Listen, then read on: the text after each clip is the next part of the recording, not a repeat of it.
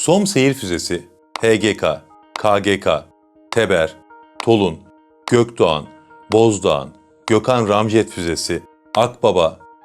Bunları neden saydığımı merak etmişsinizdir. Bunlar Türkiye'nin şu an için öncelikle F-16 savaş uçaklarından fırlatmak üzere geliştirdiği mühimmatlar. Ama ortada şöyle bir sıkıntı var.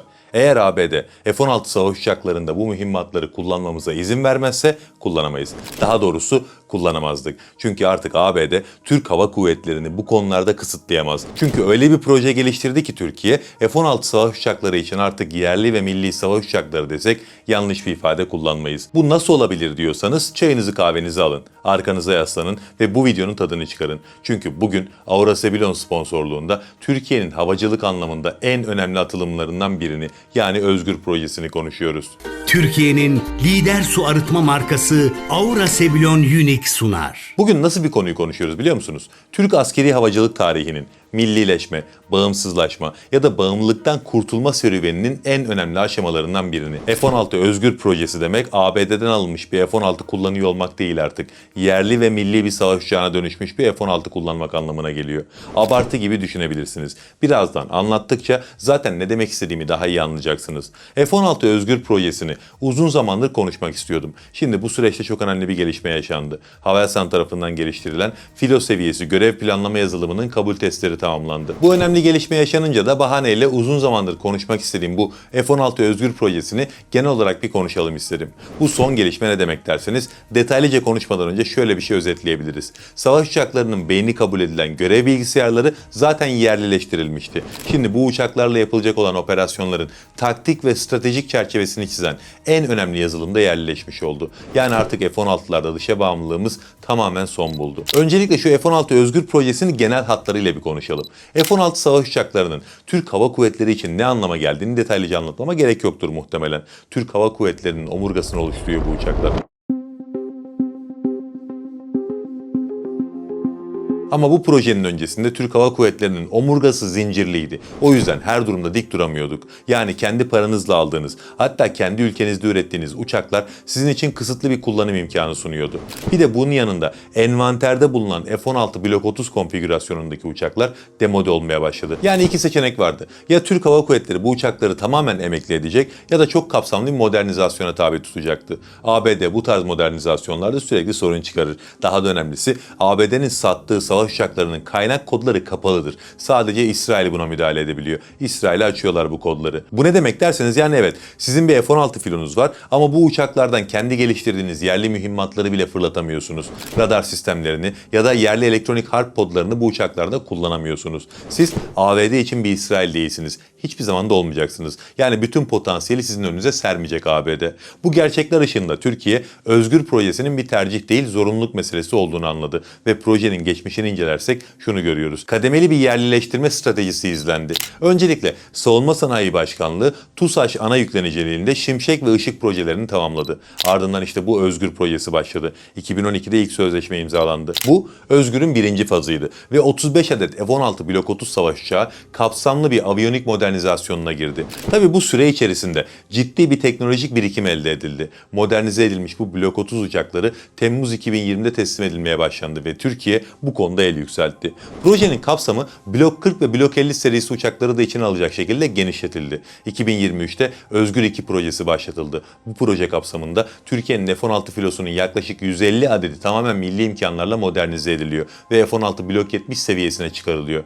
Hatta o seviyenin de üstüne çıkıyor. Birazdan detaylarıyla bu kısmı da anlatırım. Bu Özgür modernizasyonun ikinci fazı kapsamındaki teslimatlar da 2028-2030 arasında tamamlanacak. Tabi burada her ne kadar elektronik sistemlerin yenilenmesine odaklansak da modernizasyon süreci sadece bununla kısıtlı değil. Aynı zamanda TUSAŞ uçakların gövde ömürlerini de uzatıyor. Bir yapısal iyileştirme programı eş zamanlı olarak yürütülüyor ve bu yapısal modernizasyonda her uçağın gövdesinde ortalama 1200 ile 1500 adet arası kritik parça yenileniyor. Bu ne anlama geliyor derseniz, normalde F-16 uçaklarının uçuş gövde ömrü 8000 saat. TUSAŞ şu an bunu 12.000 saate çıkarıyor. Yani Türk Hava Kuvvetleri'nin envanterindeki F-16 filosu 2040'lı yıllara kadar etkin biçimde kullanılabilecek. Bu bize ne kazandıracak? Milli savaş uçağımız Kaan'a giden yolda ciddi bir zaman kazanmış olacağız. F-16'lar Türk Hava Kuvvetleri'nin yükünü omuzlarken Kaan tam anlamıyla operasyonel olmuş olacak.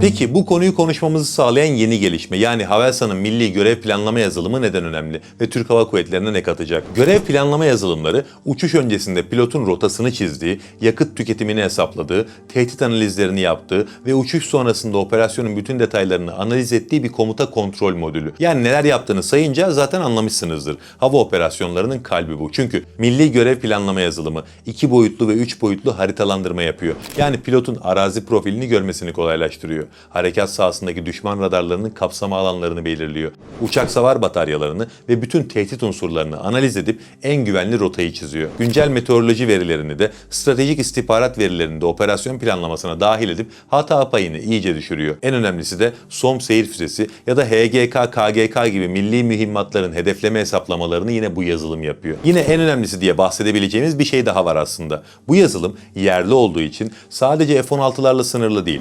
Hürkuş, Hürjet ve Milli Savaş Uçağı Kaan gibi milli hava platformlarının standart görev planlama altyapısı haline gelecek. Zaten bu yıl daha 2 ay önce falan Hürjet için bu yazılım İspanya'ya ihraç edildi. Yani şu an Türkiye dışında bir NATO üyesi ülke de bu yazılımı kullanıyor. Yani gerçekten çok önemli bir gelişmeden bahsediyoruz bugün.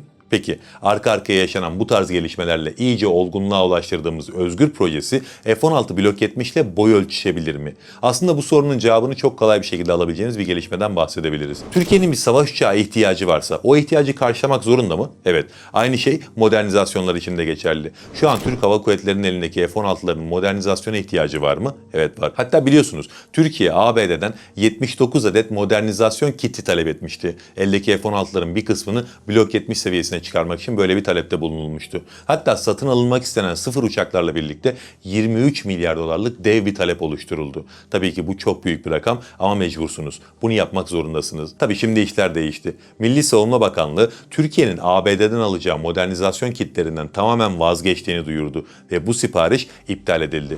Türkiye bunu nasıl yapabildi derseniz Özgür projesi F-16 Blok 70'in seviyesine ya da daha üzerine çıkmasa bunu yapabilir miydi sizce? Elbette yapamazdı. Bakın bir devlet ekonomisinde kemer sıkar. Temel gıdadan bile taviz verebilirsiniz bir noktada ama güvenlikten taviz veremezsiniz. Türkiye bu kararı aldıysa Özgür projesinin olgunluğunu gördüğü için aldı. Ona güvendiği için aldı.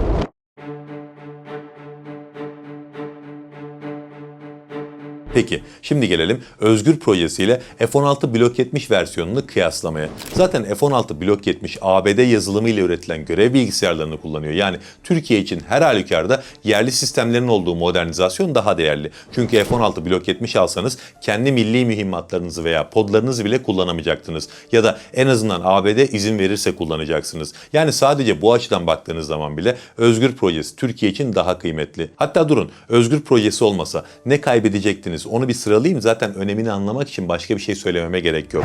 Gökdoğan, Bozdoğan, Gökhan, Akbaba, SOM, Atmaca, Teber, HGK, KGK. Yani bunların hiçbirini ABD izin vermediği sürece o uçaklarda kullanamayacaksınız. O yüzden meseleye aslında Türkiye için hangisi daha iyi olarak bakmayacağım. Onun cevabı çok net şekilde belli. Genel olarak hangisi üstün ona bakalım. Özgür modernizasyon paketinde standart Blok 70 paketinde bulunmayan iki önemli şey var.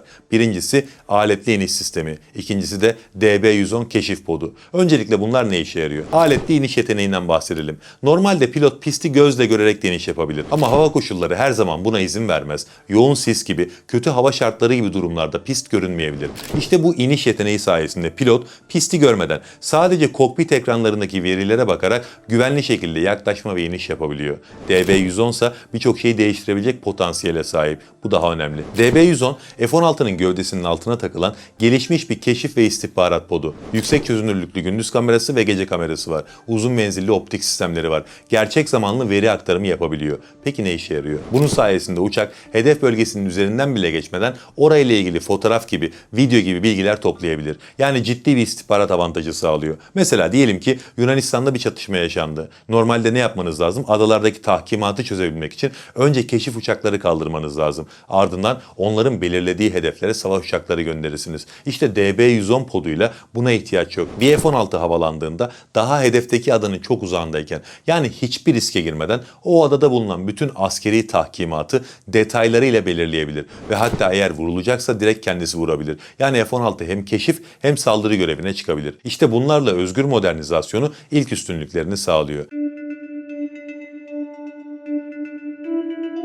İkincisi ve belki de daha da önemlisi Milli Murat AES radarı. F-16 Blok 70'te AES radarı yok mu? Var. Orada da AN/APG-83 kullanılıyor. İyi bir radar mı derseniz evet, gerçekten iyi bir radar. Yani kendi sistemimizi yüceltmek için onu küçümsemeye gerek yok. Ama bu Murat radarının daha üstün olduğu gerçeğini de değiştirmiyor. Çünkü milli AES radarımızda GaN teknolojisi kullanılıyor. Yani galyum nitrür. APG-83 ise gaz, galyum arsenür tabanlı. GaN ciddi avantajlara sahip. En önemlisi radarın menzilini inanılmaz şekilde uzatıyor. Yani Murat AES radarının menzili tam net olarak açıklanmadığı için sayısal bir karşılaştırma yapamıyoruz ama kullandığı teknolojiye bakarak net olarak söyleyebileceğimiz tek şey var ki F-16 Blok 70 ile F-16 Özgür karşılaşırsa Özgür önce görür. Zaten önce gören de önce vurur. Yani F-16 Özgür tam anlamıyla Blok 70'ten çok daha güçlü. Kısaca özetlemek gerekirse bu proje sayesinde artık Türk Hava Kuvvetleri harekat sahasında tam bağımsızlık kazandı. Daha gelişmişini yaptı ve yerli mühimmat ve sistemlerini kullanabiliyor. Bir diğer önemli yönü de şu. Özgür projesi sayesinde